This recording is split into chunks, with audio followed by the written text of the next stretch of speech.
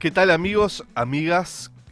Este es otra edición de El Laboratorio por Radiográfica de 11 a 13 horas los lunes. Nos encuentran, estamos aquí junto a Silvano Pascuso haciendo El Laboratorio. ¿Qué tal, Silvano? Buen día, ¿cómo estás? Buenos días, ¿cómo le va, compañero? Me va bárbaro, por suerte la vida me sonríe, sobre todo los lunes. Eh, Lunes en el que hay un corte de luz casi total en Europa. Recién venía hablando con un amigo que vive en Sevilla. Está completamente incomunicado hacia adentro, para afuera puede hablar.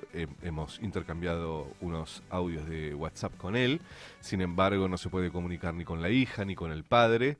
No se sabe a qué se debe el corte masivo en Europa, pero sobre todo afecta todo España, todo Portugal, el norte de Francia y algunos otros países más. Ya están hablando de que podría ser un ataque de algún hacker. Exacto. Y es increíble, por lo menos para mí que tengo 45 años y nací sin teléfono en mi casa. Con las implicancias que tiene la falta de energía hoy, ¿no? Porque quizás hace 30 o 40 años había algunas cosas que podían usarse sin energía eléctrica, pero hoy casi todo, empezando por las comunicaciones, depende de la energía, ¿no? Los suministros de agua, incluso el funcionamiento de las empresas, Incluso el transporte, incluso el transporte. que sin conexión de Wi-Fi y sin tener algún tipo de seguridad de lo que da la conexión por internet y la electricidad, se tienen que suspender absolutamente todos los vuelos y todos los transportes. Sí, esto nos tiene que mover a pensar la importancia que tiene en el mundo actual la disputa por la energía, ¿no? Sí, y que te pongan un teléfono en línea en tu casa, También, ¿no? también.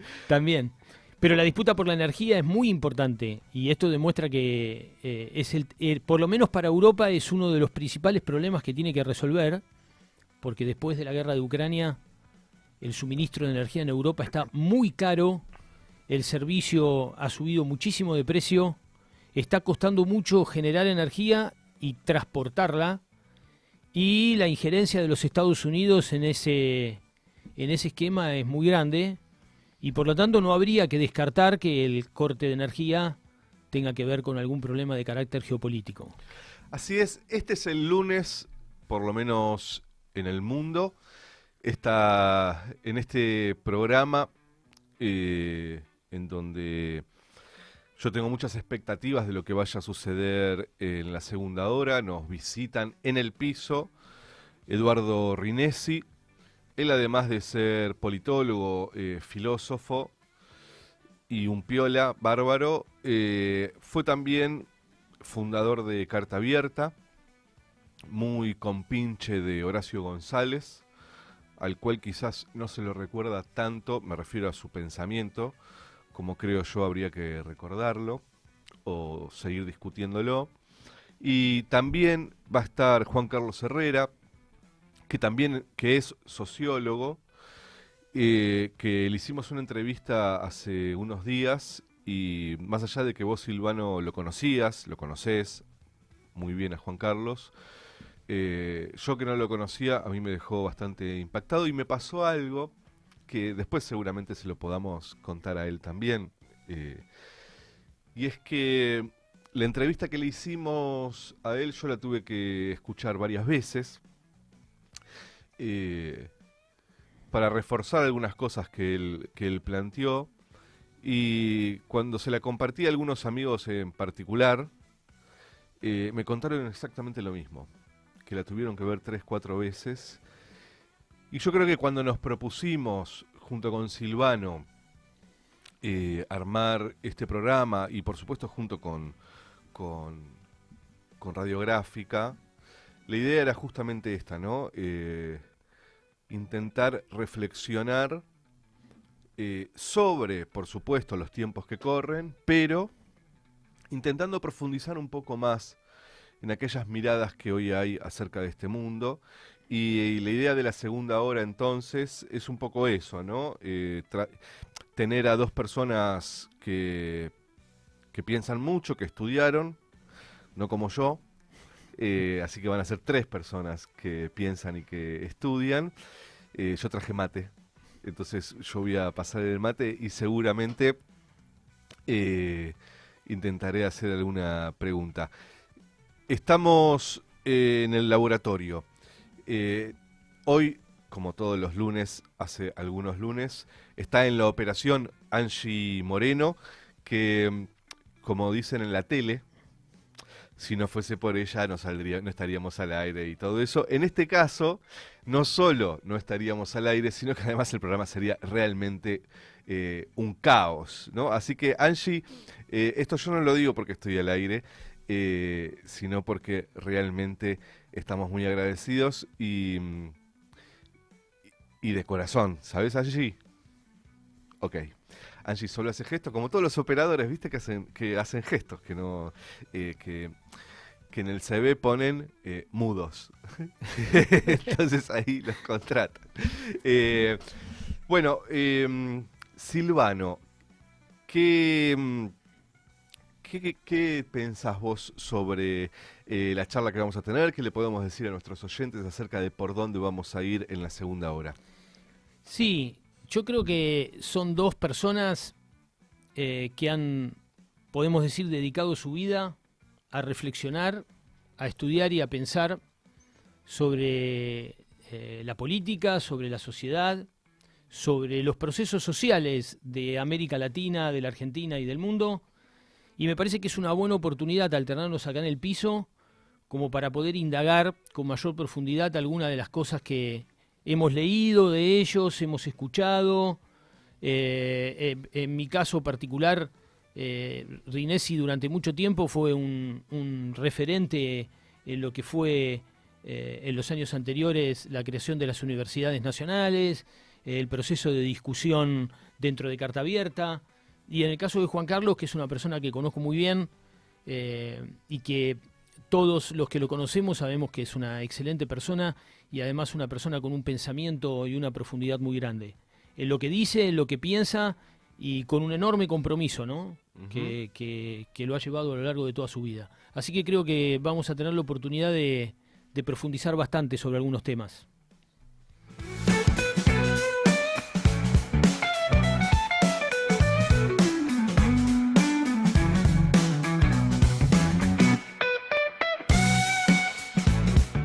Es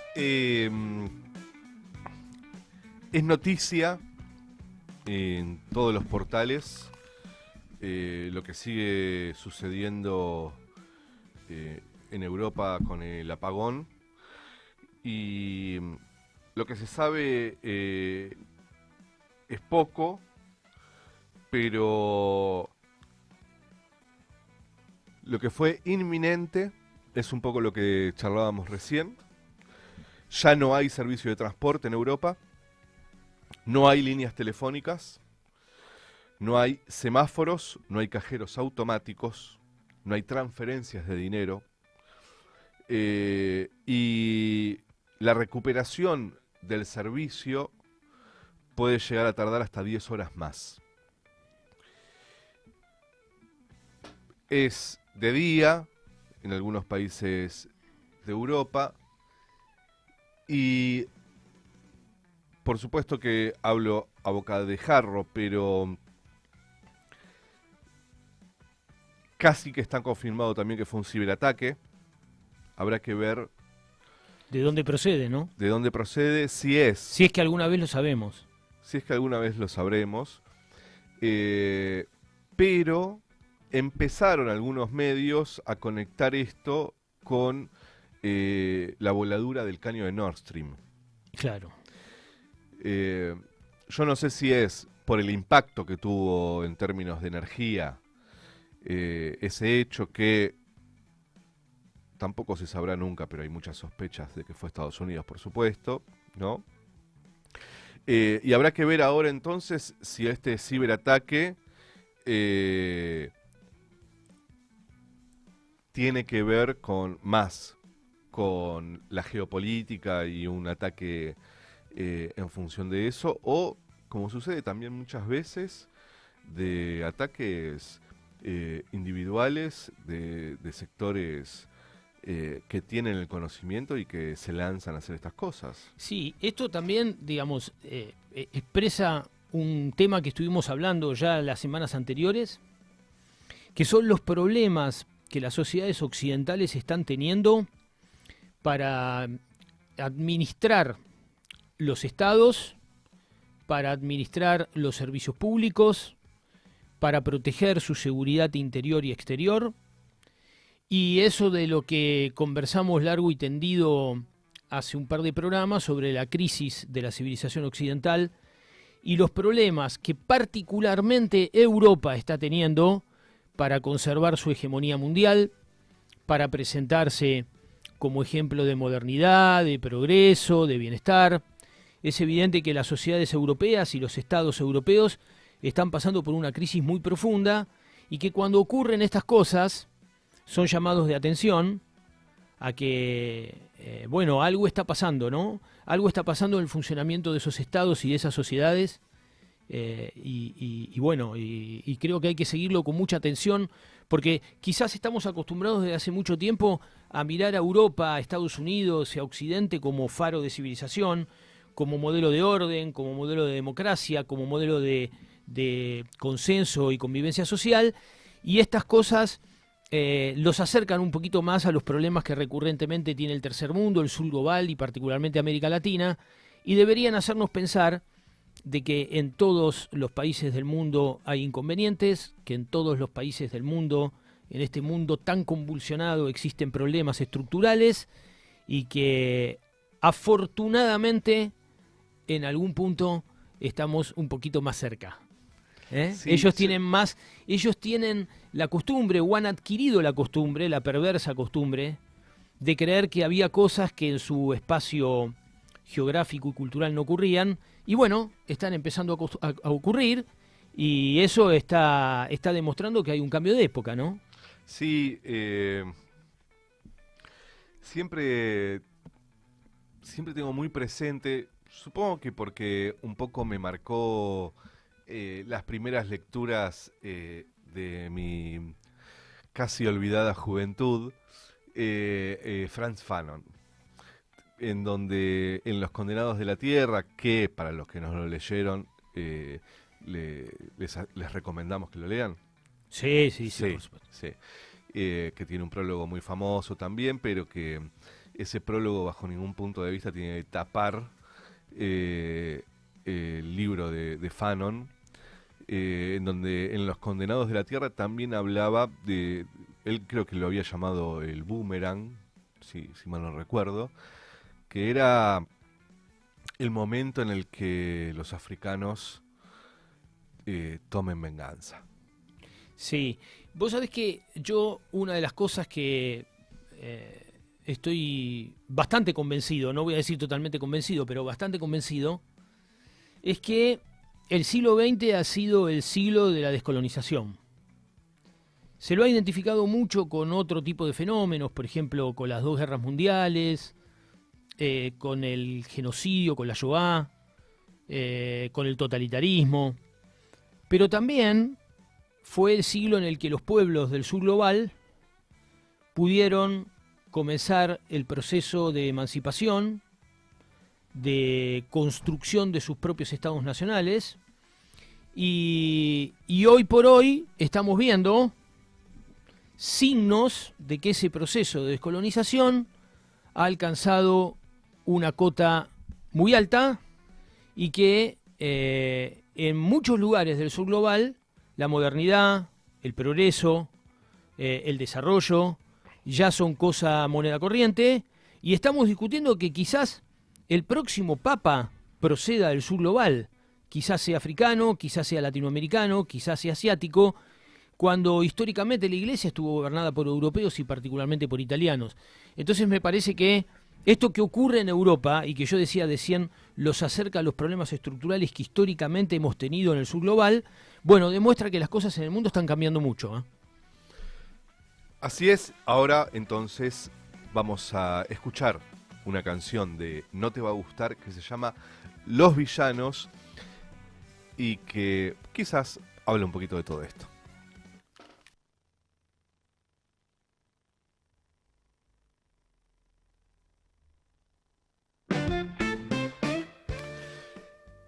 En unos segundos o minutos va a estar con nosotros Santi Adano, que con su columna sobre cultura, con un tema polémico, que es si hay posibilidad de separar al autor de la obra. En los últimos tiempos, sobre todo, yo diría dos etapas de discusión que hubo sobre esto. Posnazismo, Claro. ¿no? Con los filósofos Heidegger. o músicos. Sobre todo inclusive, Martin Heidegger. él, pero también muchos músicos clásicos, ¿no? De música clásica, no clásicos. O Heidegger, por ejemplo, y otros tantos, que inclusive el peronismo también,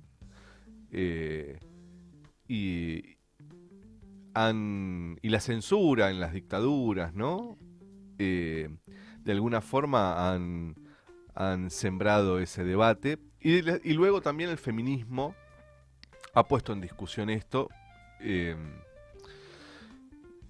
Ha pasado en algunos artistas de acá de Argentina. Ha pasado con Woody Allen también. Recién nombraste a Horacio González. Uh-huh. Horacio González sobre este tema lo ha trabajado mucho, fundamentalmente vinculado a la figura de Borges. Aquí en Argentina la discusión de la separación entre el autor y la obra, en referencia a los talentos de Borges como escritor y luego a su papel dentro de la política argentina, ha sido esencial. Y yo creo que ahí hubo dos tipos que trabajaron mucho este tema, que fueron José Pablo Feynman y Horacio González, y que tienen mucho para... Un día podríamos dedicarnos a ese tema, porque yo también creo que el tema Heidegger en Alemania da mucha tela para cortar, porque hay sectores de la izquierda que se inspiraron en el pensamiento de Heidegger y lo hicieron de forma culposa, y es fascinante, ¿no? Como gran parte de la filosofía progresista, del pensamiento progresista, está inspirado en pensadores francamente reaccionarios como Nietzsche y Heidegger, ¿no? Uh-huh. Bueno, Nietzsche, claro. ¿No? O el caso en Italia de Gabriele D'Annunzio, ¿no? Que está considerado en Italia como el poeta nacional y fue un notorio fascista, ¿no? Uh-huh. Entonces, sí, es un tema muy interesante. Y en Argentina con relación a Borges, ¿no? La gran discusión en torno a la separación del autor y la obra se dio con Borges. Sí, creo que esas discusiones también se dan con aquellos artistas cuya obra es mucho más que ellos, ¿no? Porque si no, bajo ningún punto de vista se discute si hay que separar la obra del autor, ¿no? Sin embargo, cuando una obra es tan trascendental, como puede ser Borges, como puede ser Heidegger, inclusive, como vos decías, también del otro lado, ¿no? Y hay que... Y se le tira encima todo el aparato moral y ético. Exacto. ¿No? Como si eso en algún momento pueda anular la obra, cosa que No, claro. que bajo ningún punto de vista puede, por suerte, ¿no? Porque si hay algo que el arte logra es estar por fuera de cualquier ética y cualquier moral, ¿no? Y de los tiempos, sobre todo, de la ética y de la moral, ¿no? Sí, además habla de las contradicciones de los seres humanos, ¿no?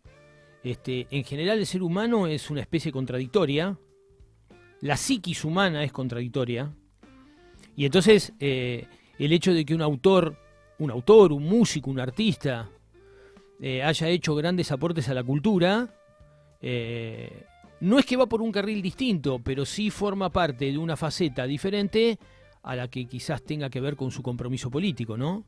El otro ejemplo muy importante en Argentina, por lo menos creo yo, es el de Leopoldo Lugones, ¿no? Que es uno de los personajes más importantes de nuestra literatura y que es un personaje no contradictorio. tremendamente contradictorio porque es un hombre que venía de la ultraizquierda, que murió como un pensador francamente reaccionario y que su final fue trágico y que tuvo ribetes casi bizarros, ¿no? Entonces, Lugones, probablemente, que era, mirá, casualmente, uno de los modelos literarios de Borges, comparte con Borges esa dualidad, ¿no? La de ser un gran escritor, la de ser un gran intelectual, un profundo intelectual, un hombre sabio, porque Lugones lo era. Lo de Borges como sabio es más discutible. Pero Lugones sí era un hombre sabio, era un hombre muy formado, muy preparado. Y bueno, es una figura tan contradictoria que resulta fascinante seguir un poco su derrotero, ¿no? Estas cosas se discuten poco ahora. Estuvieron muy de moda hace 30 o 40 años atrás, pero Lugones es una persona que ha influido muchísimo en la cultura argentina, ¿no? Bueno, por supuesto lo mismo que Borges, ¿no? Y sus talentos como escritor son indiscutibles. Así es, y para eso estamos ya en comunicación con Santi Adano, nuestro compañero de programa, que está un poco engripado, así que últimamente lo tenemos de manera virtual. Por suerte acá en Argentina no se ha cortado la electricidad. Santi, buen lunes, buen día, ¿cómo estás? Hola, querido. Buen día, Santi. ¿Cómo anda, Silvano? Bien, bien, bien. Bueno, sigo en esta. Esto fue un Sigo en resfrío esta. bastante duradero. Y también sigo quedando medio grande en la cámara. No es la cámara, es la Un cabeza. que tengo una cabeza demasiado grande. Bueno, ahí escuchaba un poco lo que estaban hablando. Adelantando un poquito de lo que íbamos a charlar. Así que arranco. El otro día vi una columna de una periodista peruana que se llama Laura Arroyo, que me pareció buenísima. Una columna súper clara, muy incisiva. Si buscan Laura Arroyo, Mario Vargas Llosa, aparece el recorte ahí en varias páginas. Me pareció eso, como muy, muy clara, muy aguda, y me disparó un par de pensamientos que me dieron ganas de conversar hoy, un poco en relación con esto que venimos charlando. En esa columna de hace unos días se refirió a la muerte del escritor peruano Mario Vargas Llosa, y para mí aportó algunas cuestiones interesantes al debate. Este debate que parece medio inagotable sobre la separación de la obra y el autor, que es un tema que siempre de alguna manera o de otra resurge y que me parece interesante seguir explorando y desgranando, también desde diferentes enfoques y con los nuevos aportes que van apareciendo, como esto que para mí hace Arroyo. En su columna ella arranca diciendo que lo que le interesa es completar algunos epitafios que estaban obviando algunos aspectos de ese personaje, que dice ella, no fue solo un escritor, que eso me parece interesante y siento que es como, empieza como a vislumbrarse este aporte que siento que hacía su visión, y dice, no fue solo un escritor, sino un intelectual orgánico que hizo política activamente desde todas las tribunas que tuvo a su disposición. Agrega, el debate sobre si hay que separar al autor de su obra, en este caso dice no tiene ningún sentido, porque esto con Vargas Llosa se hace de facto. No hay nadie que considere que no fue un gran escritor. Pero empieza a hacer este giro y dice, pero me parece injusto creer que su obra es solo literaria cuando hablamos de un personaje que ha hecho política activamente desde hace muchos años, y pongo el acento en esto que va a decir ahora, su obra es por tanto literaria y política. Algo muy interesante que de su intervención sobre este tema, que propone ella de una forma un poco provocadora, pero que para mí es cierta, es que dice, él no querría ser recordado solamente como un escritor. Pasó años y años de su vida tomando partido por una forma de construir el mundo, defendiendo un modo de hacer política, totalmente subido a esos debates. ¿Por qué querría ser recordado solamente como un escritor? ¿Por qué nosotros vamos a hacer eso si él no hubiera querido ser recordado de esa manera? Dice que Vargas Llosa no generó polémicas, sino que apostó políticamente por ciertos personajes, por ciertos discursos, por ciertos proyectos, y pensando un poco en esto que decía Silvano también sobre Lugones, ella dice que como hace la academia muchas veces, desempeñan un rol de legitimación de personajes políticos o de propuestas políticos. Este tipo avaló a Keiko Fujimori, la hija de Alberto Fujimori, ella en su columna dice del dictador asesino Alberto Fujimori, avaló a José Antonio Casta en Chile, a Bolsonaro en Brasil, ella lo pone en ese plano. Habla de una construcción de un proyecto político que lo saca del rol solamente del escritor. En un punto también, que me parece interesante, lo que está planteando es que ellos mismos no hicieron esa separación entre obra y autor en su propia vida, ¿no? Entonces, ¿por qué hacerlo nosotros? Y esto me despierta algunas preguntas que tienen que ver con algo que también vengo pensando hace bastante, que es ¿por qué seguimos corriendo el arte de la esfera de la existencia vital? ¿Por qué le hacemos un espacio aparte al arte, separado de otras experiencias de la vida humana? ¿Por qué separamos el discurso y la actividad artística del resto de las actividades de la vida humana? O sea, me resulta raro que siento que el arte tiene como ese espacio en el cual se separa como cierta autonomía, y me pregunto por qué. Pero, a ver, Santi, Pensaba... vos decís que efectivamente la obra se separa automáticamente del autor. No, yo creo que no. Que no se separa. Pensémoslo, igual, o sea, es algo que me parece como que lo interesante de este debate es que se va reeditando y van apareciendo capas nuevas. Pero pensaba, por ejemplo, la semana pasada hablamos de Oscar Alemán. Y además de que el tipo fue un músico bestial, tremendo, para mí el hecho de que a sus 12 años estuviera viviendo en el sótano de un cabaret, de que fuera huérfano de madre y padre, de que estuviera invirtiendo las moneditas que ganaba como limpiabotas en comprarse un cavaquinho, con esa historia que... Sí. De que haya logrado todo lo que logró partiendo de esa tragedia familiar tremenda, toda esa historia que se desarrolla en torno a su figura y a su música, para mí le agrega espesor y capas a su obra. Pará, y además, pero decime. Seguramente le agregue espesor a su obra. Sin embargo, dentro de 100 años, es una pregunta. Sí.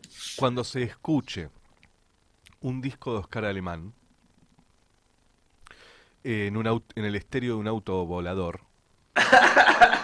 En un CD, en un auto volador. Un CD, exacto, un CD rayado en un auto volador. Se va a escuchar el sótano donde vivió Oscar Alemán. Y mirá, hay que ver también cómo estas historias y estas biografías no construyen también. Hay algo interesante, bueno, se habla mucho de nuevo, hablaban de Borges, y levanto algo de Borges que tiene que ver con otro tema, pero se habla mucho de la figura, de la propia escritura, de la figura de autor que hizo Borges.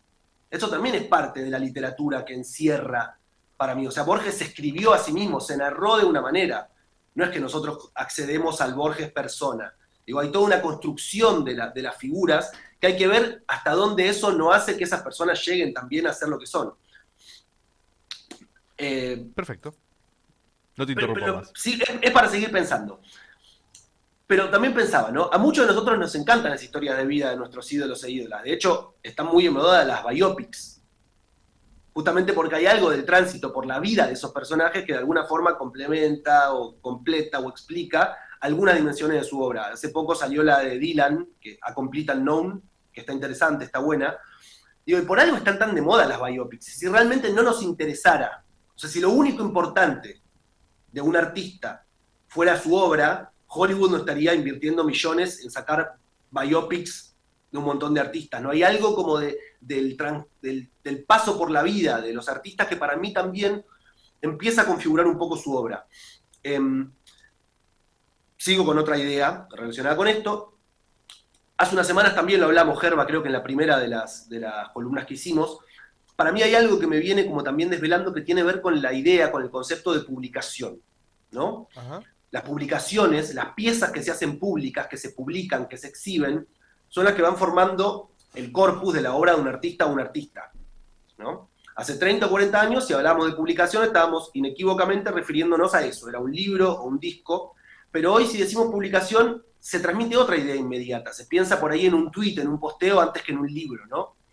Esta confusión para mí clarifica un poco más esta idea de ampliar la concepción de lo que es la obra.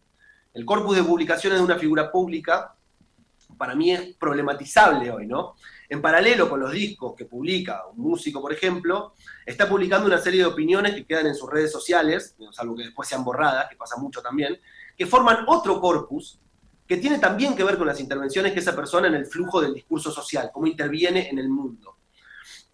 No tiene ya que ver con una canción que hizo, sino con una recomendación de un lugar donde van a desayunar, hoy por hoy, una marca de ropa que usa, una visión sobre la coyuntura política y social. Y eso para mí también queda en esa línea de tiempo de sus publicaciones, tomando la idea de publicación en sentido amplio.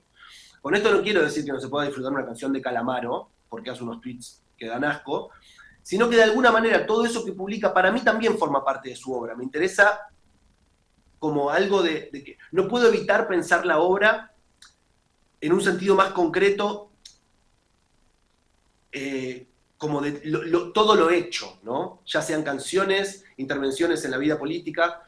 Me interesa pensar la obra como algo más integral, más vital que solo la producción artística. Algo más ligado a los aportes en general de una persona al mundo, y no solo aportes, también puede ser pensando en las acciones que puedan haber restado a su entorno o a su sociedad.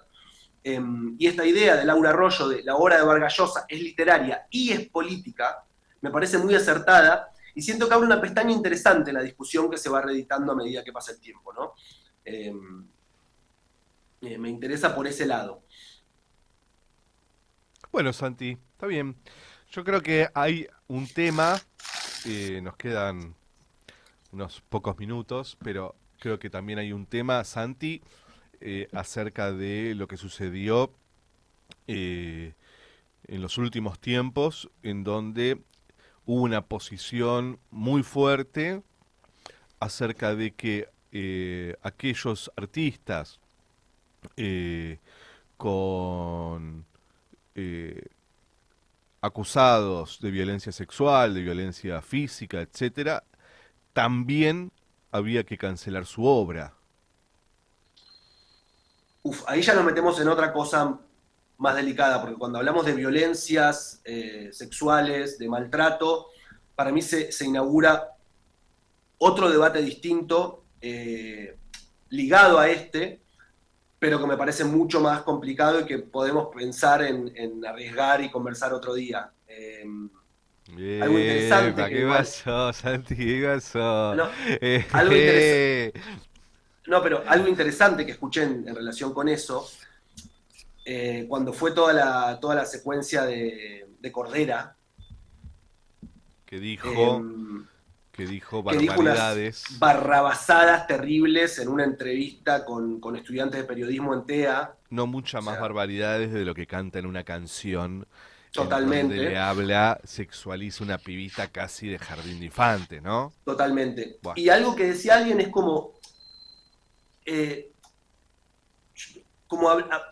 pienso en esto, como promocionar la obra de una persona así, también es amplificar ese mensaje, pensando en el mundo que se está construyendo, ¿viste? A mí digo, es un debate que claramente no está saldado en la sociedad, en lo que menos lo tengo saldado yo, pero entiendo, o sea, me sigue pasando esto, como que no puedo dejar de ver como obra también esas declaraciones de estas personas, ¿viste? Uh-huh. No, o sea, obra en el sentido de lo hecho, lo dicho, lo concretamente lo que ocurre, ¿no? Lo cual no significa que no haya,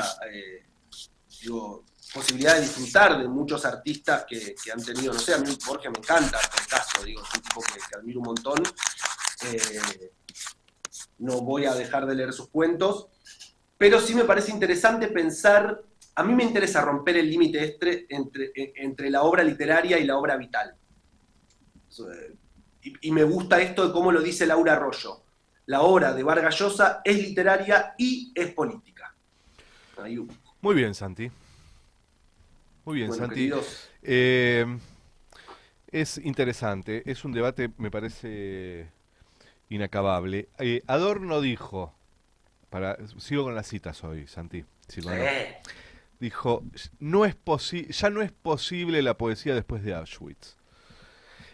Y hay una película que es muy buena, que se las recomiendo a todos y a todas, que no tiene que ver directamente con lo que está planteando Santi, pero en algún punto sí, que se llama Zona de Interés. Y es una familia nazi que vive en una casa enorme con un gran jardín, con muchísimas flores, que ella cuida muchísimo.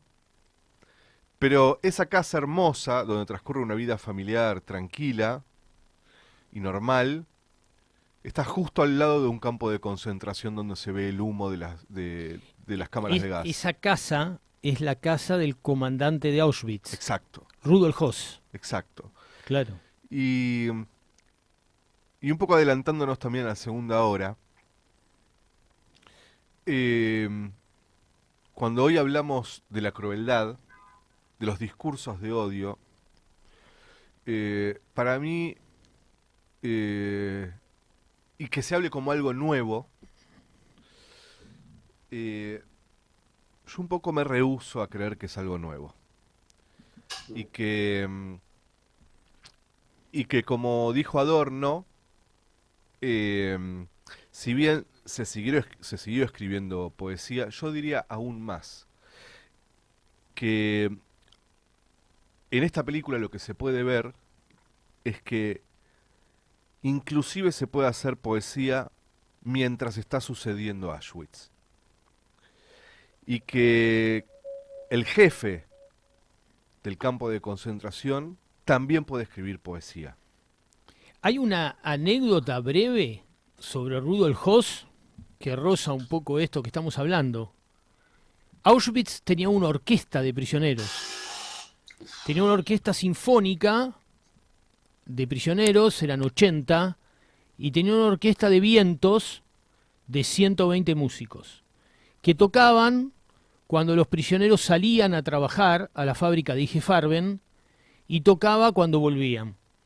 Y Höss, en su declaración final, firmada ante los británicos antes de que lo ejecutaran, contó que la idea se le había ocurrido en la época en que él había estado preso. Él había asesinado a una persona en su juventud y había estado preso casi 7 años, y decía que lo único que lo tranquilizaba cuando iba y volvía de los trabajos forzados era la música, y que entonces él, pensando en eso, le daba a los prisioneros un momento de tranquilidad y paz cuando iban y volvían a trabajar con música de Brahms, Beethoven y Bach. Entonces, ahí la cultura, en este caso la música, ¿no?, y el arte, opera de una manera muy especial en un contexto realmente terrible, ¿no? Y Höss, que era un hombre no de mucha cultura, digamos, no se caracterizaba por ser precisamente un hombre de mucha cultura, sí se jactaba de ser un admirador de la música clásica, y en este chalet que compartía con la esposa, todos los fines de semana se sentaba a escuchar música clásica a todo volumen, ¿no? Supuestamente para olvidar las penas y las presiones psíquicas a las que estaba sometido cuando mandaba a matar y a quemar a millones de personas. Hay un libro que se llama Satisfaction en la ESMA, música y sonido durante la dictadura del 76 al 83. Salgamos de acá, es demasiado para un lunes. Santi, gracias, nos vemos el lunes que viene, que te mejores de la gripe. Ojalá el lunes puedas estar aquí con nosotros y charlar y vernos de paso y abrazarnos. Te mando un abrazo muy grande. Un abrazo, amigo. Abrazo. Un abrazo grande. Para ustedes, hermano.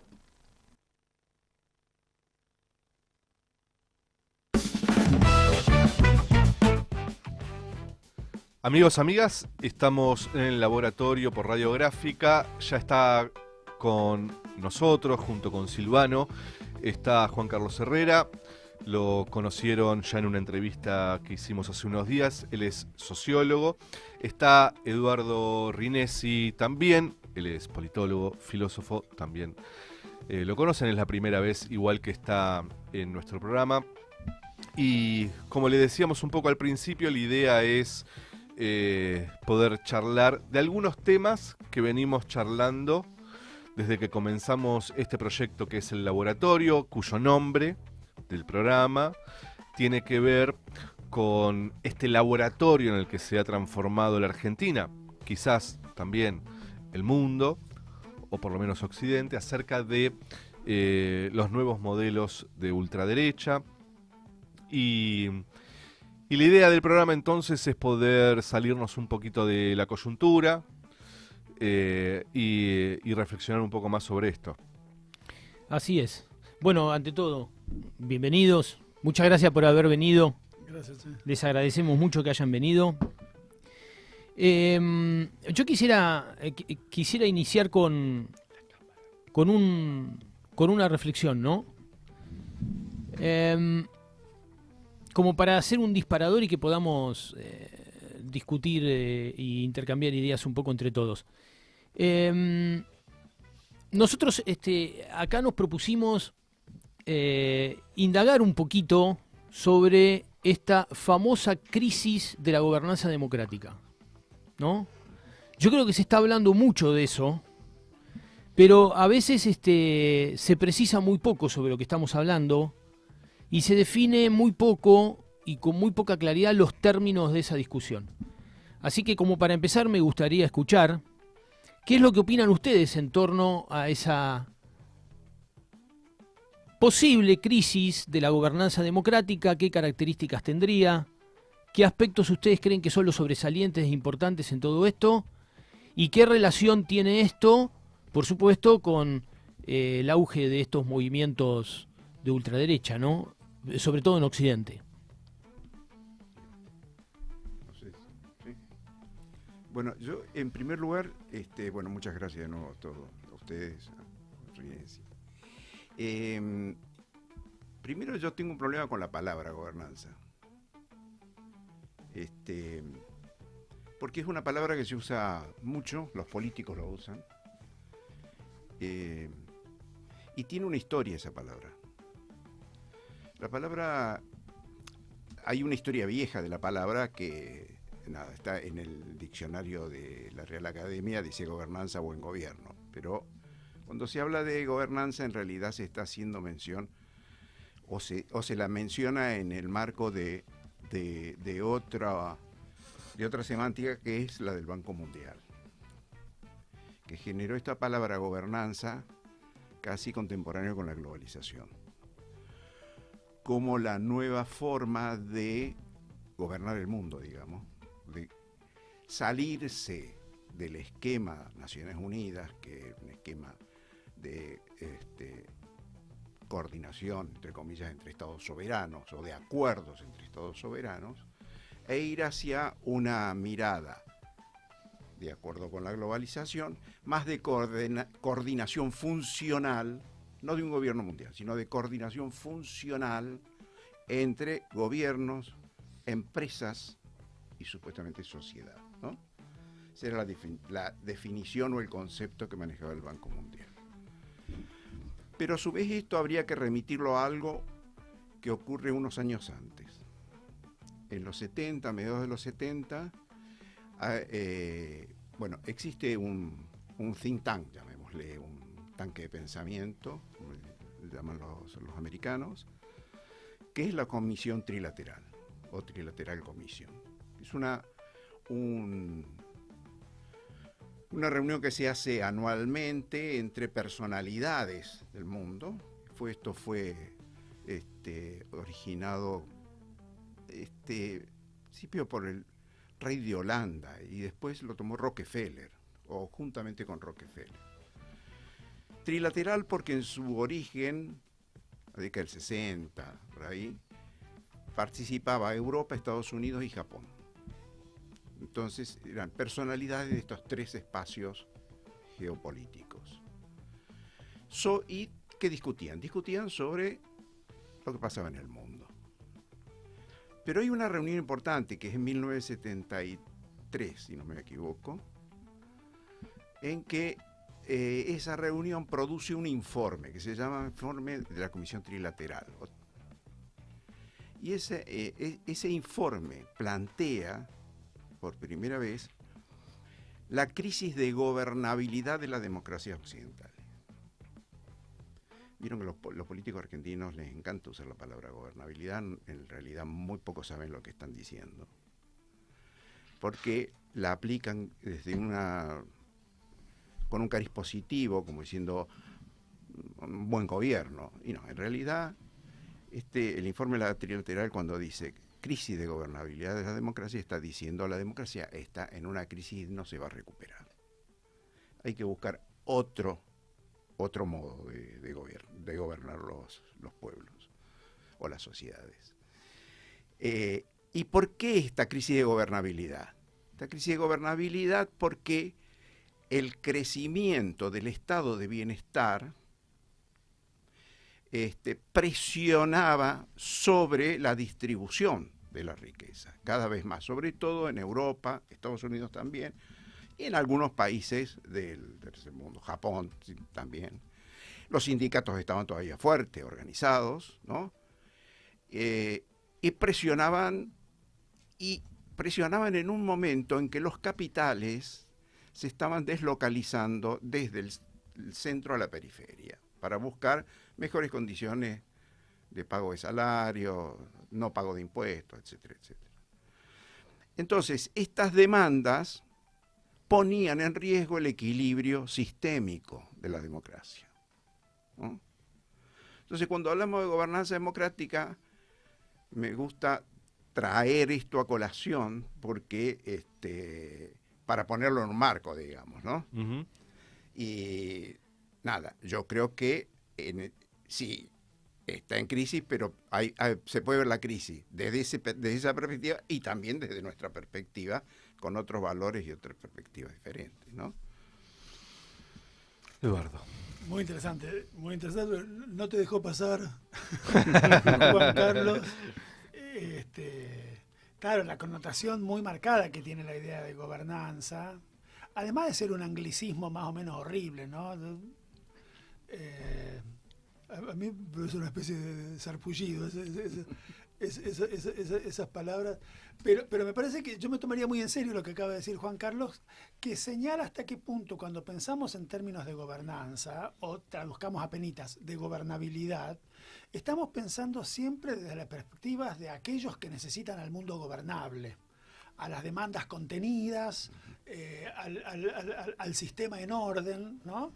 Y el sujeto que necesita al mundo gobernable, las demandas contenidas, al sistema en orden, es el capital, ¿no? Ujú. Que me parece que es importante tener en cuenta también para pensar este momento argentino, que en efecto yo estoy muy de acuerdo con que es un momento en que hay que revisar muy radicalmente la idea de democracia y pensar su crisis, pero no desde la perspectiva de la gobernabilidad de las demandas o de la manejabilidad de los deseos del pueblo, del demos, sino al contrario, desde la perspectiva del demos como sujeto de la política que tenemos que volver a pensar, ¿no? Democracia quiere decir poder del pueblo, kratos, poder, no gobierno, como nos enseñaron en la escuela, ¿no? Democracia, gobierno del demos. Las Galápagos, gobierno, es poder, kratos. Y eso es importante porque revela hasta qué punto la palabra democracia siempre ha sido muy inquietante para aquellos que no quieren que el poder lo tenga el pueblo. La palabra democracia la inventaron los viejos y queridos griegos en el año del moño para designar, en efecto, el sistema de gobierno en que el poder lo tiene el pueblo, discutiendo, argumentando y decidiendo en asamblea. Y esa idea de democracia, por lo menos a los griegos que nos llegan hasta nosotros, yo tengo la sensación de que los griegos que no sabían leer y escribir y que por lo tanto no llegaron hasta nosotros, los campesinos griegos, los navegantes griegos, los soldados griegos, la democracia les debe haber gustado bastante, porque los reconocía como ciudadanos, le daba la palabra en la asamblea. Ahora, los griegos que nosotros podemos leer hoy, 2500 años más tarde, que son los filósofos, por la democracia no sentían sino el peor de los desprecios, porque era el gobierno de las muchedumbres interesadas e incapaces de gobernar, y porque era, para decirlo técnicamente, un quilombo. Es decir, el principio de la democracia, que es la soberanía del pueblo, reclama que no haya ningún poder superior al de ese pueblo discutiendo, argumentando y decidiendo en la asamblea, y eso, como ha señalado en un libro reciente un gran historiador argentino que se llama Julián Gallegos, es sinónimo de anarquía, o por lo menos es la antesala inmediata de la anarquía, ¿no? Entonces, la palabra democracia nace en el lenguaje del pensamiento político, de la filosofía política, como una mala palabra, como sinónimo de desorden, como sinónimo de despelote, como sinónimo de gobierno de los pobres y de los incapaces. Y es en realidad muy recientemente, si uno puede pensar en largo plazo de una historia de 25 siglos, la verdad de la milanesa es que hace menos que uno que la democracia es una buena palabra en los lenguajes políticos de Occidente. ¿Desde cuándo? Yo diría que desde no antes de que la palabra democracia pudo utilizarse después de la Primera y sobre todo de la Segunda Guerra Mundial como antónimo de totalitarismo o en América Latina de dictadura. Quiero decir, en la Argentina de los años 80, hace ahora 40 y pico de pirulos, ¿no? Empezamos a usar la palabra democracia para decir lo otro que lo que decíamos con la palabra dictadura, ¿no? La investimos de un montón de esperanzas, pudo decirse, y yo creo, visto ahora retrospectivamente, que en su momento fuimos muy injustos con la ingenuidad que contenía aquella frase del viejo Alfonsín: con la democracia se come, se educa y se cura, que en efecto merecía todas las críticas que en su momento le hicimos, pero que me parece que no quería decir la pavota cosa de que teniendo instituciones democráticas automáticamente íbamos a comer, vacunarnos, educar. Quería decir otra cosa, quería decir que le dábamos el nombre de democracia a una forma de organización del gobierno y de la vida colectiva deseable, por oposición a toda la cosa horrorosa que había sido la dictadura que dejábamos atrás, ¿no? Entonces, a mí lo que me parece que habría que tratar de contar es la historia de esa democracia argentina desde los 80 del siglo pasado hasta ahora, pasando por todas las modulaciones, ¿no?, que tuvo la vida política argentina en estos años, en los que pensamos la democracia como utopía en aquellos remotos años 80, ¿no?, la democracia como una rutina durante los años que siguieron, los años del menemismo, la democracia como un espasmo participativo, ¿no?, en los meses tan intensos de fines del 2001 y comienzos del 2002, y la democracia, o más exactamente la democratización, como un proceso de conquista de libertades y de derechos durante los 15 primeros años de este siglo XXI, ¿no?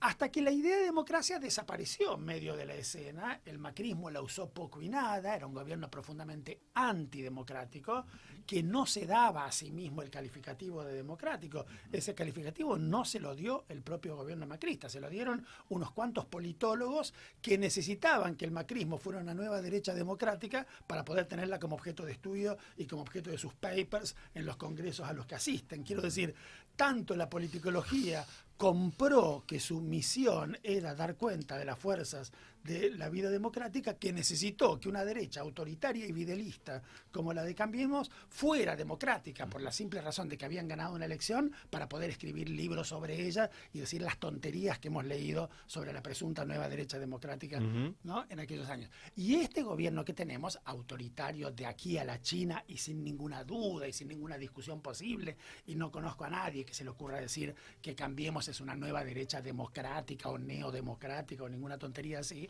Bueno, ahora me parece que en efecto tenemos que pensar muy seriamente lo que vos planteabas en tu pregunta, que es la ostensible crisis, ¿no?, de la democracia liberal, pero que a mí me gustaría pensar no como un problema de gobernanza de los poderosos, sino como un problema de organización de nuestra vida colectiva, ¿no?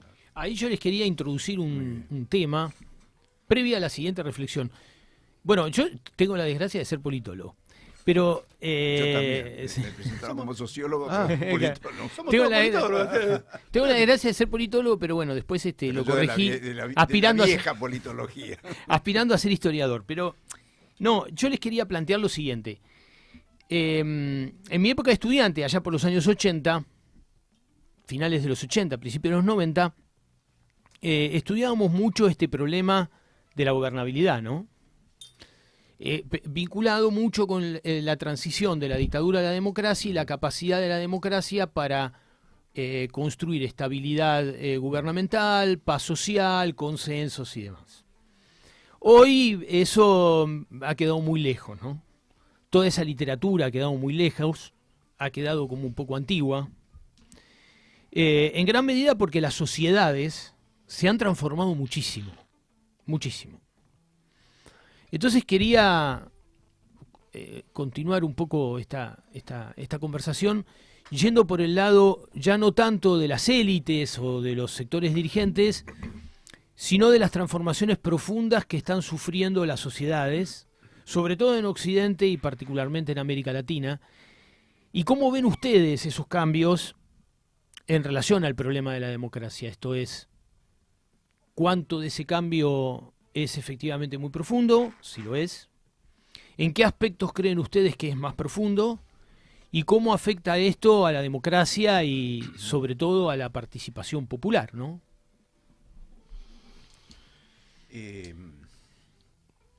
Bueno, flor de pregunta. Empiezo por algún lado. Sí. A mí me parece que más o menos desde la época que hace un rato indicaba Juan Carlos como la época de grandes transformaciones ideológicas también en las derechas del mundo, mitad de los años 70, digamos, se produce también, y en la Argentina de manera muy ostensible a partir del 75 y sobre todo del 76, una transformación estructural de la sociedad que tiene consecuencias muy grandes hasta hoy mismo. Y que tiene consecuencias sobre el modo mismo en que se organiza la democracia a partir del 83. Yo diría que hay un proceso doble, lo digo muy rápido, por un lado de desindustrialización de la economía y por otro lado de desestatización de la sociedad, ¿no? Quiere decir, hay una fuerte reducción del peso del Estado, sus agencias, sus instituciones, que habían sido fuertemente dadoras de identidad para los sujetos colectivos, ¿no? O sea, en la Argentina se decía yo soy hipefiano, se decía yo soy municipal, se decía fulanito es de la provincia, ¿no? El verbo ser no es cualquier verbo, ¿no? Se decía para identificar un lugar en el mundo asociado a ciertas pertenencias laborales en la estructura burocrática del Estado, o se decía yo soy ferroviario, yo soy metalúrgico, telefónico, ¿no? Yo soy telefónico, es decir, fuertes identidades asociadas a la organización industrial de la economía. Esas dos formas de organización del mundo, la industria como dadora de identidades gremiales, digamos, y el Estado como dador de grandes identidades colectivas, se pulverizan durante los años de la dictadura. Y de la dictadura salen mucho más que lo que habían entrado a la dictadura, sujetos individuales mucho más que sujetos colectivos. Cuando en el 83 el candidato del Partido Justicialista empezaba todos sus discursos diciendo compañeros de aquí, compañeros de allá, es muy posible que la gente se mirara a uno al otro y diciendo, ¿a quién le habla este tipo? ¿A qué compañeros? ¿A qué compañeros? ¿A los que están, a los que no compañeros están? están todos muertos, los echaron, se pusieron un kiosco, una parripollo, se fueron al exilio, están muertos. ¿Qué compañero? El otro, más vivo, decía amigos de Mar del Plata, amigos de Mar Chiquita, amigos de Rosario, como decía mi maestro Oscar Landi, acariciaba a sus audiencias con las palabras e interpelaba a los individuos en los que nos habíamos convertido, más que a grandes colectivos de identificación que eran entonces muy inverosímiles. A mí me parece que Alfonsín en los 80 y Néstor Kirchner a comienzos del siglo XXI son dos interesantes ejemplos de interpelaciones, al mismo tiempo eficaces, y si puedo usar esta palabra, progresistas, digamos, ¿no? De individuos que habían sido lanzados como astillas, para usar una metáfora que usa en uno de sus libros Maristela Svampa, ¿no? Identidades astilladas, astillas que habían sido lanzadas por el proceso de desestatización y desindustrialización, y a las que estos dos grandes líderes populares recogen en una perspectiva que, vista en contraste con lo que vino después, podríamos decir indudablemente avanzada, social y políticamente avanzada. Creo que el muñeco este que tenemos hoy, ¿no?, interpela también con un discurso fuertemente individualista, pero individualista reaccionario, no individualista que quiere volver a juntar las astillas, ¿no?, para hacer con eso otra cosa, sino de un individualismo feroz que dice, ¿por qué van a tener que hacer con la tuya tal cosa? Es decir, el otro para el discurso individualista del mileísmo es en principio un adversario, un enemigo, un obstáculo, en el mejor de los casos un depósito circunstancial de órganos que el día de mañana le podré comprar a un precio justo en el mercado, ¿no? No un compañero, no un camarada, no alguien con a quien hacer algo en la vida. Entonces, a mí me parece que un asunto para pensar la crisis de la democracia, la crisis del orden democrático, la crisis de la legitimidad democrática, es esta transformación de las viejas identidades colectivas, ¿no?, en un montón de astillas individuales que pueden ser recogidas por un discurso que intente hacer con eso otra cosa menos miserable, o que pueden ser interpeladas por un discurso miserable que profundiza en ese individualismo para hacer desaparecer allí cualquier vestigio de lazo social. Sí, totalmente de acuerdo. Yo quisiera agregar una remembranza que tiene que ver con Argentina. Yo soy cordobés y en el 69, por supuesto, participé del Cordobazo. Y recuerdo, en la mañana, el Cordobazo es un paro activo. Normalmente las huelgas se hacían, no se iba a trabajar. Pero eso se empezó a llamar paro dominguero, tipo, no había movilización, no se podía. Entonces se decidió hacer las huelgas a partir de las 10 de la mañana en el lugar de trabajo. Entonces esto obligaba a marchar, a movilizarse, ¿no? Y el Cordobazo empieza con 2 sindicatos de empresas. Cosa curiosa. Argentina es el único país de América Latina que tiene sindicato por rama de actividad. Es una organización sindical por rama de actividad, es una organización sindical en serio. No es una organización que la arma, no es el patrón el que arma el sindicato, como en Estados Unidos, ¿no?, o en otros países de América Latina. Y acá la dictadura en ese momento había armado 2 sindicatos de empresa, Citrax y Tram, de la Fiat, pero con un alto nivel de ingreso. Y por una cuestión, un conflicto gremial, tipo, llaman a un paro activo, se levanta y sale. Yo recuerdo el lugar de concentración en una plaza que se llama Plaza donde está, hoy se llama Plaza Olmo. Sí. Y yo vi cuando llegaban las columnas. Las columnas de obreros llegaban en moto. Todos venían en moto. Era una gran avenida, un mar de motos, con sus camperas de cuero, los trabajadores. Es decir, bien vestidos. No tiene nada que ver. Ese proletariado no tiene nada que ver con lo que vino después, ¿no? Quiero decir, cada obrero de esos tenía no solo su moto, tenía su casa propia, tenía sus hijos en la escuela pública de calidad, ¿no? Y por supuesto, todavía era un orden machista, su mujer trabajando en la casa y dedicándose al hogar. Pero esa era la familia proletaria. Ahora, ahí no había, nadie hablaba de democracia. La palabra democracia no existía. Yo era estudiante, nosotros no reivindicábamos la democracia. Reivindicábamos la revolución, porque para nosotros el peronismo había sido una revolución, no la apertura de un sistema democrático. Y la derecha hablaba de la república, no hablaba de democracia, ¿no? Y hablaba del orden público y de las libertades individuales. La derecha, con cierta formación intelectual que yo en estos días añoro, ¿no? Sí, sí. Por parte de la derecha, De la digamos. derecha, Por parte- Derecha como sí. esa. Sí. Lo extrañamos a Mariano Grondona. Sí, había otros mejores, ¿no? Sí. Entonces, digo, ahí hay una cosa muy fuerte que está vinculado el tema político al tema del bienestar. Yo quiero vivir bien, y quiero vivir bien en mi barrio, con otros que también viven bien, porque me garantizan la seguridad, entre comillas, porque viven bien, y porque mis hijos pueden ser amigos de los hijos de los otros, etcétera, ¿no? Ujú. Entonces, cuando nosotros, incluso desde el peronismo, yo creo que hemos debilitado esa referencia cuando hablamos de democracia.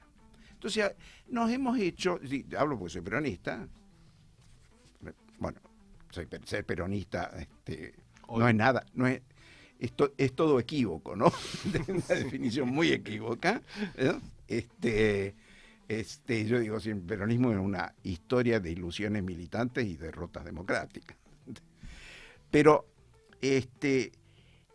digamos, lo que existía era eso, el valor del bienestar, de la buena vida, de la vida buena, diría Aristóteles, ¿no?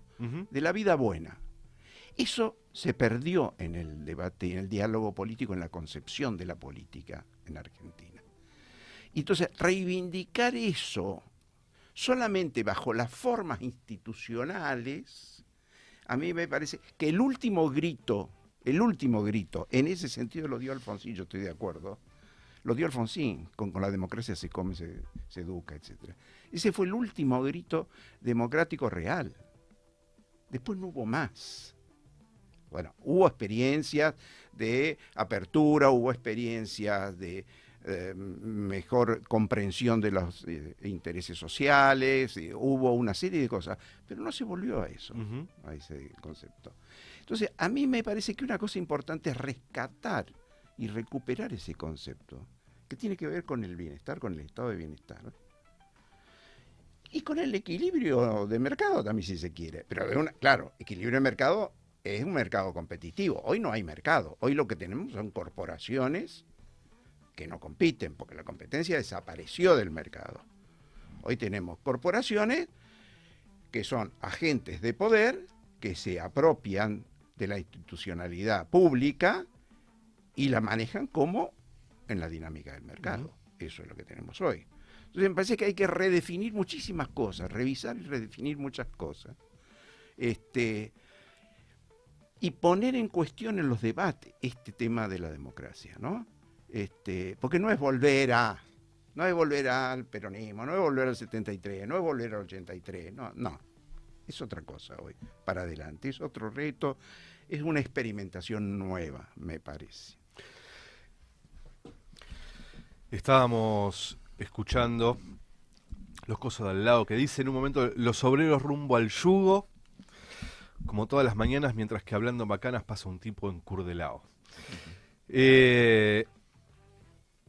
¿A dónde irán los obreros ahora? Y retomando un poco lo que veníamos charlando antes,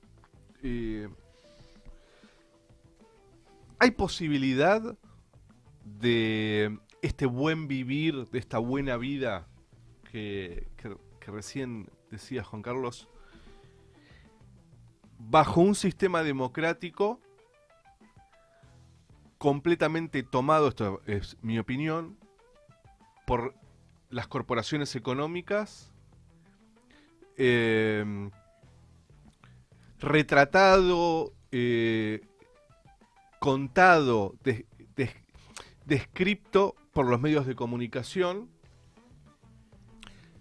y con una dirigencia política que, por otra entrevista que le habíamos hecho a Eduardo, es de algún modo una dirigencia política post-dictadura, ¿no? De lo que generó esa dictadura en la dirigencia y en la forma y los sueños que tenía la política predictadura.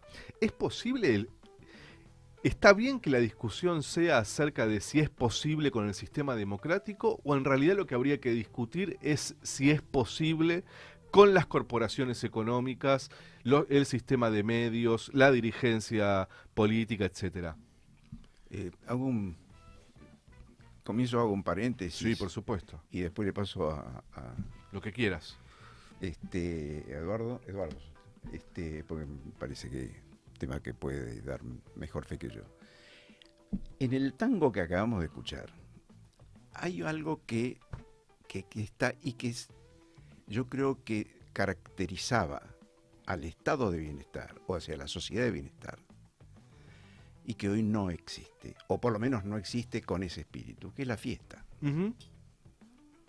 La fiesta la fiesta comunitaria, la fiesta de las familias, la fiesta en el barrio. Eso hoy no está. Y eso yo creo que de alguna manera con códigos del siglo XXI hay que recuperar para, si queremos en serio pensar de nuevo en términos democráticos. Es decir, la alegría de vivir bien y de compartir ese vivir bien, ¿no? Parece muy ingenuo esto, pero y eso por un lado. Y por otro lado, me parece que el problema de la democracia con estas corporaciones y demás, yo lo siento como muy difícil. No diría imposible, pero muy difícil. ¿Por qué? Porque no está en el paradigma de pensamiento corporativo, de este corporativo global, como le quieran llamar, no está la preocupación por el modo de vida. Está simplemente por el consumo y el control de nuestra imaginación.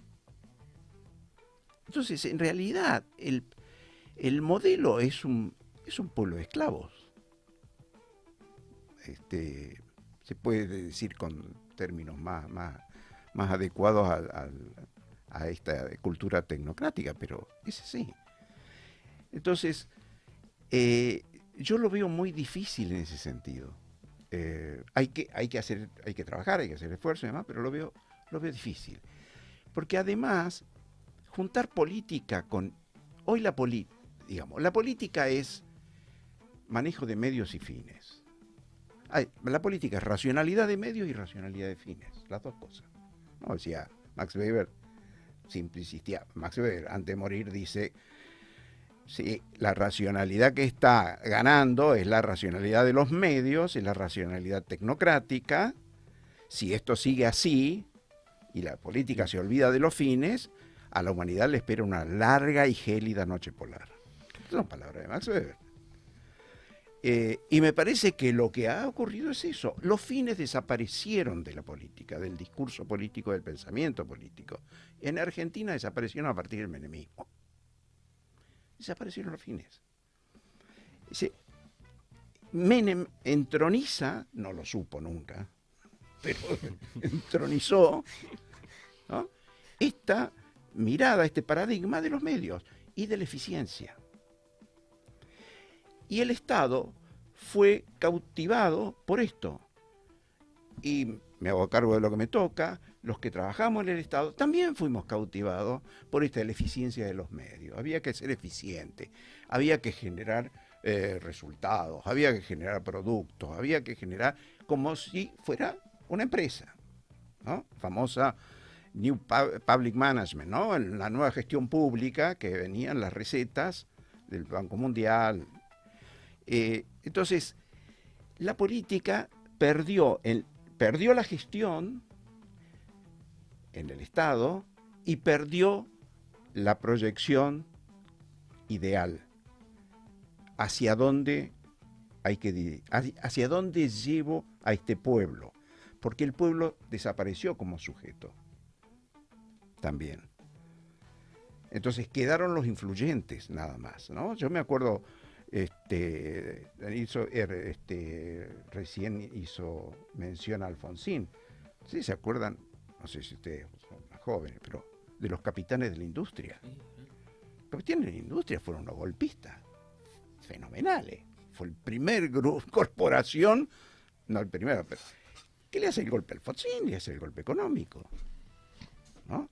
¿Cuál era el paradigma? La eficiencia, ¿no? El mercado, la libertad de mercado, acabar con la burocracia parasitaria del Estado. Bueno, ese discurso entró y la política se coló como auxiliar de ese nuevo actor. Yo creo que los actores políticos jugaron de auxiliares de estos actores de transnacionalización del mercado, ¿no? O sea, hay que plantearse esto, digo, termino ahí. No, me parece interesantísimo. Me parece muy interesante lo de la fiesta, ¿no? La fiesta como sinónimo del buen vivir, digamos, y de un buen vivir colectivo, que hoy cuando aparece en el discurso político aparece como el nombre de un pecado, ¿no? Por el que alguien tiene que pagar. ¿Quién paga la fiesta? Y la fiesta fue lo que algunos talentosos economistas del establishment nombran como lo que nos hicieron creer que podíamos comprar, ¿no? Sí. Esa fiesta, ¿quién la paga? ¿No? Se compraron un acondicionador, bueno, ¿y quién se compraron una licuadora? ¿Quién paga esa fiesta, esa joda loca de haber pretendido vivir bien, ¿no? Eso me parece que es muy interesante. ¿Cómo recuperamos una idea de fiesta, digamos, que no sea inmediatamente señalada como el nombre de un pecado por el que deberíamos haber pagado? Porque el no haber pagado es lo que nos convierte en populistas más o menos irresponsables. Entonces, y lo otro que señalaba Juan Carlos me parece que es muy importante también, que es una política desentendida de la pregunta por los fines, por el vivir bien o por el buen vivir. Como decía Aristóteles y como dijeron los procesos de renovación también, ¿no? De comienzo del siglo XXI en los países andinos, ¿no? El buen vivir. Que desaparece en efecto como fin de una política pensada como apenas una operatoria de administración del poder sobre el pueblo, no de habilitación del poder del pueblo, ¿no? Que es lo que...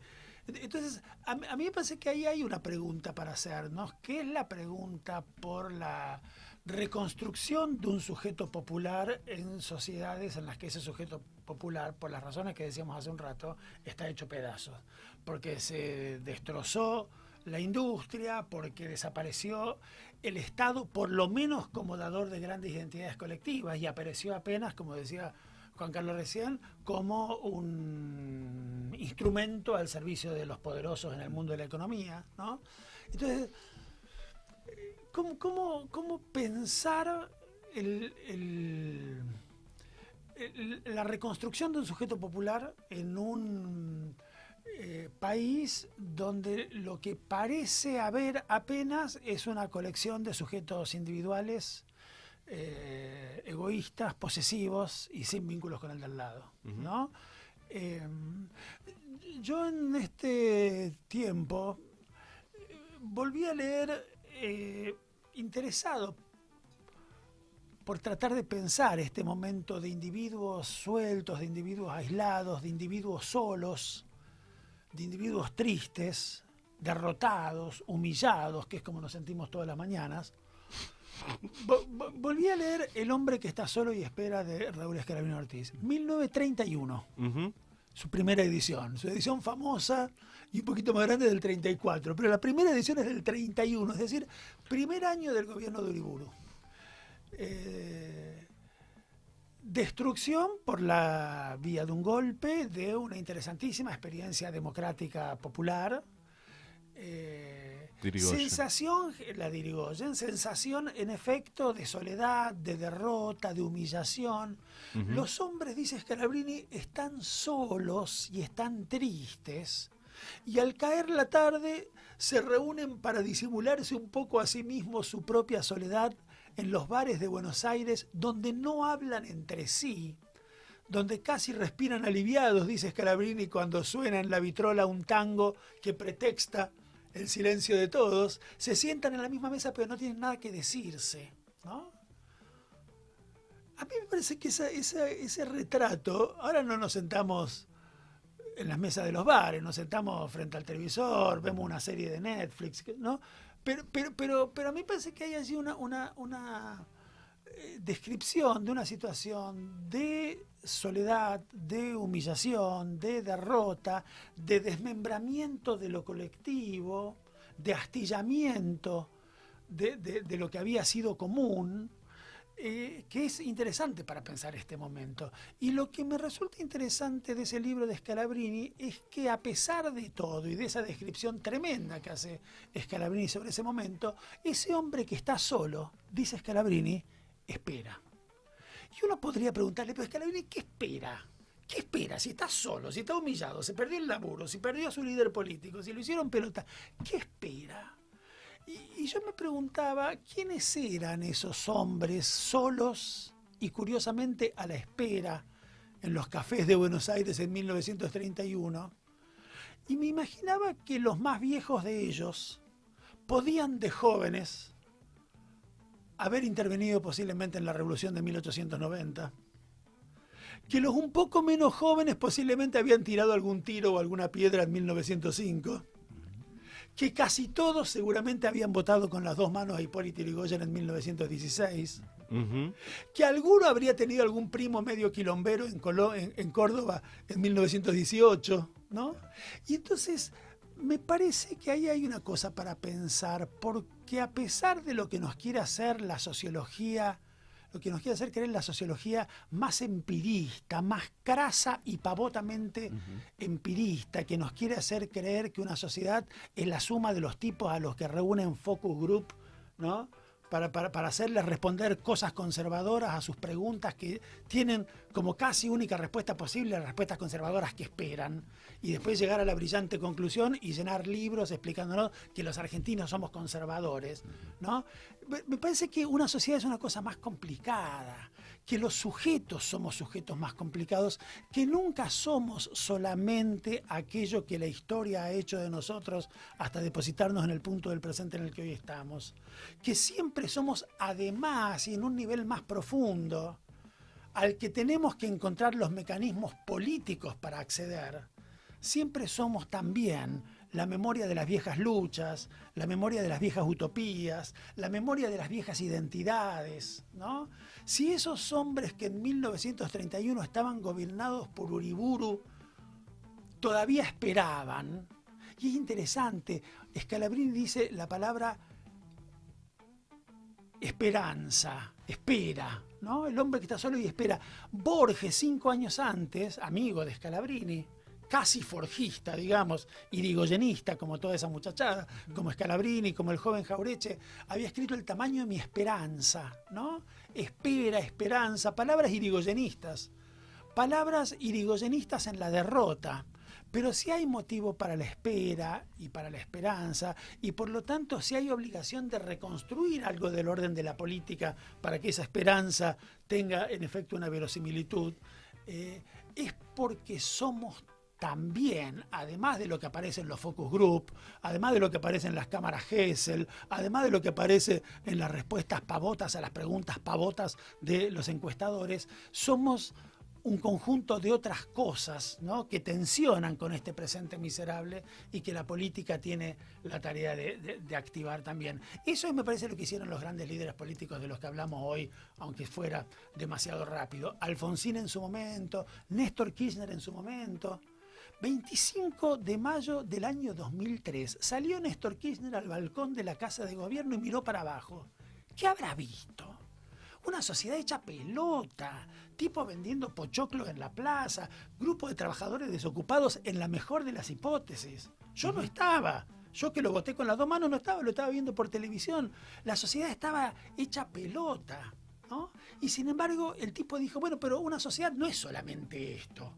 Hacer un focus group con estos tipos que están en la plaza te da que somos una calamidad, ¿no? Por suerte no hizo focus group, hizo política. Bueno. Algo que se repetía mucho en esos primeros años era que inclusive el gobierno de Néstor tenía mucho más iniciativa de lo que la sociedad le estaba demandando. En su momento llamamos jacobinismo a eso, ¿no? Yo creo que había algo de eso, ¿no? Está a la izquierda de la sociedad, como se decía. Efectivamente, yo nos invitaría no a estar a la izquierda de ninguna cosa, que eso puede dar lugar a vanguardismos también muy desaconsejables, ¿no? Pero sí nos invitaría a no quedarnos con el retrato en puro presente de lo que aparece en la superficie de nuestra mirada sobre una sociedad que está muy hecha pelota, que está muy, muy destrozada. Nos invitaría a pensar las posibilidades que están latentes, ¿no?, por debajo de la superficie, en un mundo social que claro que no se ha olvidado de sus deseos y de su necesidad de vivir bien, ¿no?, de volver a una fiesta colectiva que nos han retaseado, y que no puede aceptar simplemente que una manga de irresponsables nos digan que eso es populismo, ¿no?, que eso es no pensar seriamente las cosas. Yo nos invitaría a encontrar en nosotros mismos, ¿no?, las posibilidades de recrear un espacio político, democrático, diferente de este que tenemos. Silvano, ¿qué hacemos con este optimismo de lunes que le plantea Rinesi? Lo administramos. ¿Administrémoslo? Administrémoslo. Porque tenemos 7 días por delante hasta el próximo lunes. Bueno, Muchas gracias por haber venido. No, por favor. Tenemos unos minutos más. ¿Tenemos unos minutos más? Tenemos. Bueno, entonces podemos hacer una más. Por supuesto que Una sí. más. Bueno, entonces, antes de despedirnos, una cosa que quizás me quedó dando vuelta por ahí. También deberíamos asumir que la experiencia democrática de los últimos años, y me refiero a estas experiencias populares y progresistas que ha tenido América Latina, han tenido muchos aciertos, han producido muchos avances y también en el debe han dejado muchas cosas pendientes. Quizás porque se decidió no avanzar, en algún caso no se pudo, en otro caso no se quiso, en otro caso no se supo. Y entonces quizás lo que nos está ocurriendo hoy es que la sociedad, ante esas promesas incumplidas o ante esos retos no saldados, bueno, intentó una salida por un camino que a nosotros no nos gusta, poco convencional, difícil de procesar, pero camino al fin, porque de algún modo Milei proponía romper todo y salir para adelante, ¿no? Salir del laberinto por arriba. ¿Cómo ven ustedes eso? ¿Les parece que esto es así? ¿Les parece que no es así? ¿Y cuánto de los procesos anteriores habrá que revisar para poder avanzar en una dirección más profunda y en una experiencia más rica, llegado el caso, ¿no? Cuando salgamos de esto. Yo solamente porque es un tema muy obviamente muy complejo. Daniel me hizo acordar cuando hablaba de un pensamiento que tenía Lenin, que decía el líder, no decía líder obviamente, pero digo, no se me ocurre otro sinónimo, es aquel que oye crecer la hierba bajo el suelo, bajo la tierra. Es decir, es aquel que tiene la capacidad de adelantarse y que tiene una empatía con su pueblo. Salvo Néstor Kirchner, Cristina, quizás Menem tenía una empatía para otro lado, pero me parece que esta clase política ha perdido esa empatía, ¿no? Yo lo que creo que hay que replantearse entre los temas que hay que plantearse, le digo es el tema de cómo volver con gobiernos, cómo gobernar esta sociedad, ¿no? Y ahí, en el cómo gobernar la sociedad, creo que hay que ser consciente de una cosa que dice Mariana Mazzucato, una economista, dice la cultura de las, lo traje aquí para no olvidarme, ¿no? La cultura de las consultoría, que empezó en lo económico y terminó en lo político, lo que hacía mención vos recién, muy bien, los focus group, todo eso, ha logrado infantilizar a los gobiernos, ¿no? Y pervertir la economía. Y me parece importantísimo eso, ¿no? Entonces hay que pensar políticamente de nuevo. ¿Cómo se piensa políticamente? Se piensa en equipo políticamente. Y hay que empezar a armar equipos. Yo, con esto corto, yo trabajé en el plan trienal en los 70. Yo trabajaba en Santiago del Estero.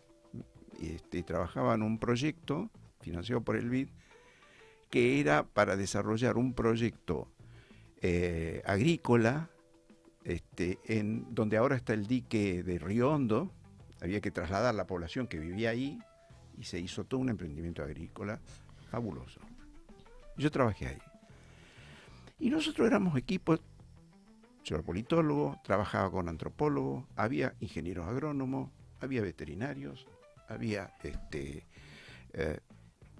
todas las profesiones, médicos, y trabajábamos en equipo y íbamos al monte, al campo, que había que ir a trabajar, a trasladar a las personas, en equipo, en camionetas, todos juntos, y discutíamos. Y eso era el Estado. Eso era el Estado, era maravilloso. Digo, de alguna manera me parece que hay que pensar en otra cultura de gobierno, donde hay que poner alma, corazón y vida Y sobre todo el tema de los fines, de los objetivos. ¿Qué quiero hacer, no? Los demás, los medios, viene después. ¿Eduardo? Sí, estoy muy de acuerdo. Nosotros queríamos que se peleen y todo No, eso, no, como no, se no. usa ahora. Parece que no lo va a No lo han logrado. Insistan, en una de esas nos peleamos. Pero pensaba recién en esta especie de historia muy rápida, muy brusca que hicimos de 40 y pico años de democracia en la Argentina.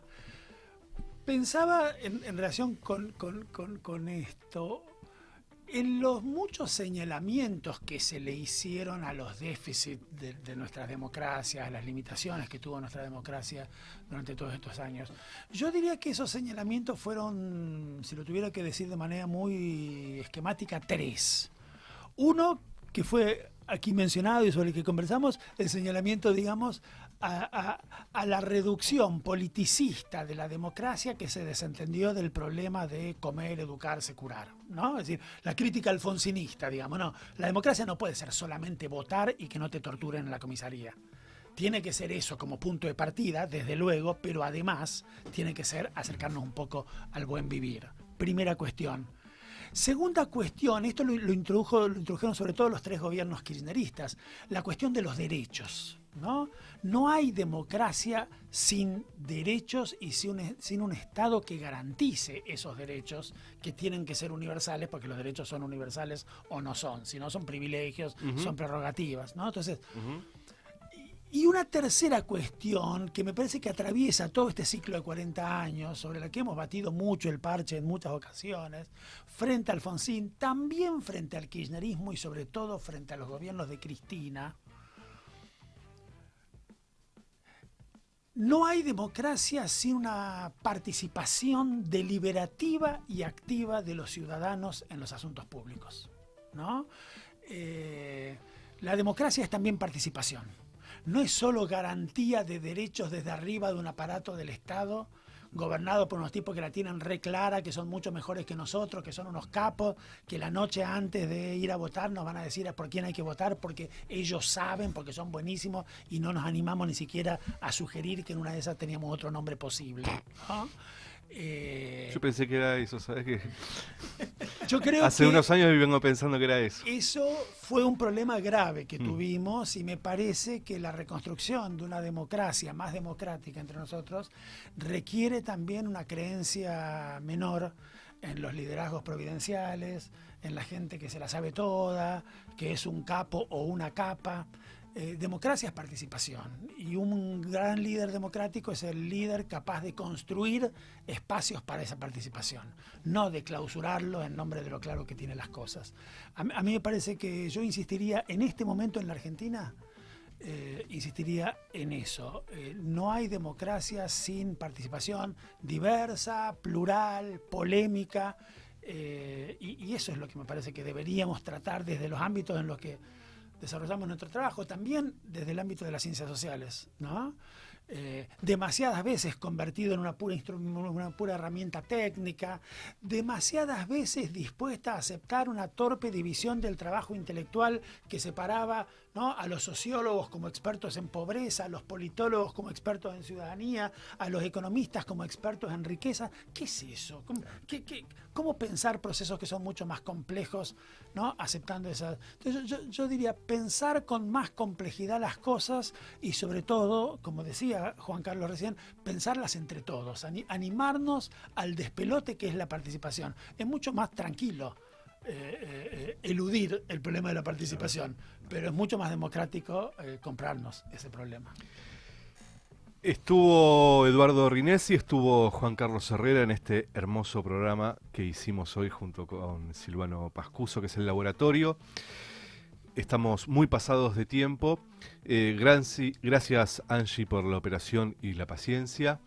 Nos veremos el próximo lunes y además nos vamos con una canción que habla un poquito de la fiesta, que se llama Superhéroes, de Charly García. Hasta el lunes que viene. Hasta el lunes.